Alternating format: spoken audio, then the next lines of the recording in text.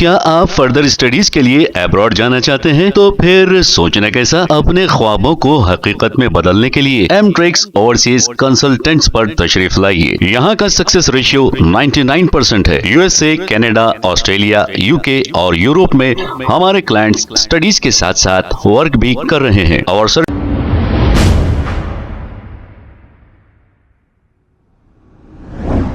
अस्सलाम वालेकुम नाज़रीन, 7H न्यूज़ में आपका इस्तकबाल है। DKZ कंपनी की जानिब से अवाम के साथ जो 700 करोड़ रुपए का स्कैम किया गया, इस पर शेख हसन बावजीर ने क्या कहा, आइए सुनते हैं इन्हीं की जुबानी। चलो, अस्सलाम वालेकुम वरहमतुल्लाहि वबरकातुहू। मैं शेख हसन बावजीर, मरहूम शेख सईद बावजीर का छोटा भाई। DKZ जो कंपनी फ्रॉड करके जो भागे हुई है, इसके ऊपर पुलिस कमिश्नर साहब से मैं गुजारिश कर रहा हूँ। कई लोगों का आप वीडियो देख रहे हैं जो आज आलम हुआ है, घर में जो है सो लोग खाना नहीं बना के खा सक रहे। इसके ऊपर DKZ कंपनी पे कमिश्नर साहब जो है सो इन लोगों को जो पैसे अरेस्ट हुए, जो पैसे इन लोगों के सीज करे, उसके पैसे थोड़े तो भी इन लोगों को दिए तो कुछ भी होता। कई लोग कर्जे लिए हुए पॉलिटिशियनों से बोल रहा हूँ, पॉलिटिशियन कहीं को नहीं आ रहे। इलेक्शन अगर रहा तो पॉलिटिशियन सब लेडीज के घरों पे आ जाता, वोट दियो बोल के। आज पॉलिटिशियन जो है सो इन लोगों के घर के पास नहीं आ रहा, या मीटिंग है तो कोई नहीं आ रहा, किसी को नहीं मालूम ये मीटिंग है। सो अगर नहीं मालूम तो सोशल मीडिया के जरिए ये DKZ जो फ्रॉड करी, इसके ऊपर कोई पॉलिटिशियन बयान नहीं दे रहा। पॉलिटिशियनों को बोल रहा हूँ, ये गरीब के घर पे तुम लोग वोट मांगने जाते, पहली बात तो। दूसरा, इन लोग तुम लोगों को वोटा दिए हुए, इसके बावजूद तुम लोग नहीं आ रहे इन लोगों के पास। ये DKZ कंपनी पॉलिटिशियन आके जो है सो बयान दे सकते हैं, रेवंत रेड्डी CM साहब कने ले जाके इन लोगों को बोल सकते हैं कि ये गरीब के साथ ऐसा हुआ है, इन लोगों के पैसे वापस दिलाओ बोल के प्रेस कॉन्फ्रेंस कर सकते हैं। ये नहीं कर रहे पॉलिटिशियन, खाली इलेक्शन हुआ तो आ जाते, वोट दियो इनको, वोट दियो उनको, वोट दियो। एक ही बात बोल रहा हूँ, बेचारे इन्होंने भी 15 लाख रुपए डाले, बहुत परेशान है लोग। कई लोग, एक साहब भी है 3 करोड़ रुपए खरीद डाले हुए, इसमें कौन जिम्मेदार है?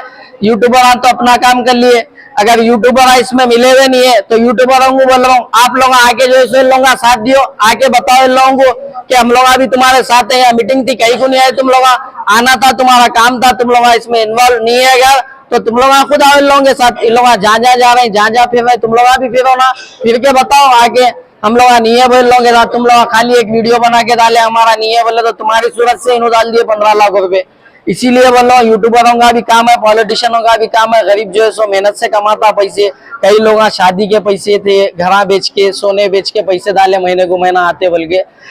हुकूमत से, तेलंगाना हुकूमत से, KCR की हुकूमत में जो हो गया, तेलंगाना हुकूमत भी अगर जो है सो इसके ऊपर एक्शन लेंगी तो लोग जेल में तो है, पैसे मिल जाएंगे तो तेलंगाना हुकूमत का नाम रहेगा। रेवंत रेड्डी साहब का जो अच्छा है, पुलिस भी अच्छी है रेवंत रेड्डी साहब की हुकूमत में। इसीलिए बोल रहा हूँ, रेवंत रेड्डी साहब से मैं गुजारिश कर रहा हूँ, कमिश्नर साहब से, DCP साहब से, इन लोगों का खुलासा प्रेस कॉन्फ्रेंस के जरिए गरीब के पैसे गरीब को दिला दो। शुक्रिया, खुदा हाफिज़। मेरा नाम मोहम्मद जिंदाली, मैं महबूब नगर से हूँ। मैं पहले अब्दुल रज़्ज़ाक को और किराक खाला और हम यूट्यूबर्स को देख के अब्दुल रज़्ज़ाक, किराक खाला, कप्पू, वरंगल डेयरी फोन करके पहली बार 20,000 फोन पे डाला, उसके बाद 15,000 डाला, उसके बाद 50,000 डाला, उसके बाद 2 लाख डाला, उसके बाद 1 लाख डाले वहां तक तो अच्छा है, वहां तक हलाल का पैसा बोल के और उम्रे का वास्ते बोल के, हर चीज का बोल के हलाल का पैसा, और इसमें इन्वॉल्व मुफ्ती मौलाना ये लोगों से फोना करा के और हलाल है पैसा, हलाल है बोल के ये मौलाना मुफ्तियां बोले तो है, फोनों पे हम पूछे तो ये लोग अभी इसमें इन्वॉल्व है। जब हलाल है तो ये लोग क्यों नहीं आ रहे सामने, मुफ्तिया और मौलाना? हमारा मेहनत का पैसा, उसके बाद पूरे 10 लाख, पूरे टोटल 15 लाख रुपए डाला हूं मैं, ऑटो चलाता हूं मैं, क्या इससे डाले? जितने मौलाना मुफ्तिया है हलाल हलाल बोल के ये लोग हमारे को गड़े में डाले, गरीब लोगों को खास तौर टारगेट करे तो गरीब लोगों को करे, ये लोग गरीब लोगों को करे और गरीब का पैसा कभी हाई लगेंगे, कभी कहीं के नहीं रहेंगे। हर एक का खून पसीना का पैसा है। और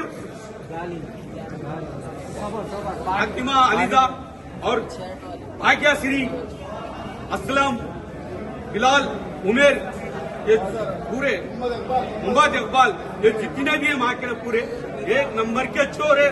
ये लोगों को मुफ्तिया मौलाना को रखे करे।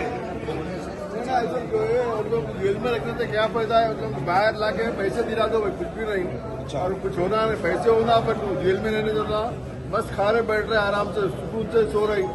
और यहाँ पब्लिक पूरी परेशान है। मेन जेल से बाहर निकालो और जो प्रॉपर्टी है पैसे दो, 50% जो भी है जितने भी निकलते पैसे दो भाई। मतलब बहुत ज्यादा बोलने का नहीं है, पैसे होना है, खाली पैसे होना है भाई।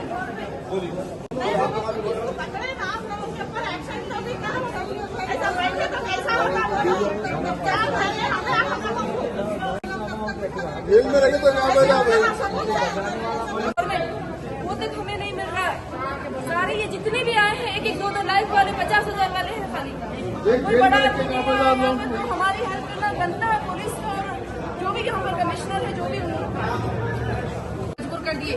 700 करोड़ का घपला शुरू कैसा हुआ? ये यूट्यूबर्स यूट्यूब पे वीडियो डालने की वजह से इन लोग 1-1 लाख रुपए खा के बैठ गए। लेकिन 700 करोड़ का घपला हमारा हुआ ना यहाँ पे। रेवंत रेड्डी साहब से हमारी दरख्वास्त है कि उनके जेब का पैसा हमारा नहीं होना। पब्लिक का जो पैसा है जो लिए उनको जेल में से फौरी उनके अकाउंट सील करके उनकी प्रॉपर्टी सील करके हमारा पैसा हमारे तक पहुँचाने की दरख्वास्त है। देखो जेल में रखे तो फायदा नहीं है। जेल में रख के खा के पी के मजे में उन लोग पब्लिक के सामने ना उनको पूछो ना उनके कितने पैसे लग रहे हमारे तकलीफ से गुजरे। आटा वाले फांसियां डालने रहे उनके वीडियोस पे तो भी देख रहे हार्ट अटैक आके मर जा रहे लोग। अब तक 15 लोग हार्ट अटैक से मर गए। जब दूसरे दिन ही जिस दिन कंपनी बंद हो गई दूसरे दिन 3-4 जने मर गए। निजाम बन गए कंप्लेन करने के लिए तो वहाँ पे बोले कि ये सीएस नहीं जाना हैदराबाद जाओ। हैदराबाद माधवपुर को आए तो उन्होंने बोले ईओडब्ल्यू को जाओ। इस तरीके से फिरा रहे लेकिन पब्लिक का पैसा अभी तक हाथ में किसी को आया। उल्टा हमारे 20 से 25,000 रुपए अभी तक घुस गए। कहाँ से लेंगे हम उल्टा पैसा कहाँ से रखेंगे? वो भी मिलने नहीं दे रहे ना भाई। क्या हमारा पैसा इतना आप लोगों का पैसा कोई अहमियत दे रखता क्या? किसी बड़े करोड़पति इंसान का अगर पैसा जाता आज ऊपर तक बात चली जाती थी। गरीब लोगों का कोई अहमियत नहीं है क्या?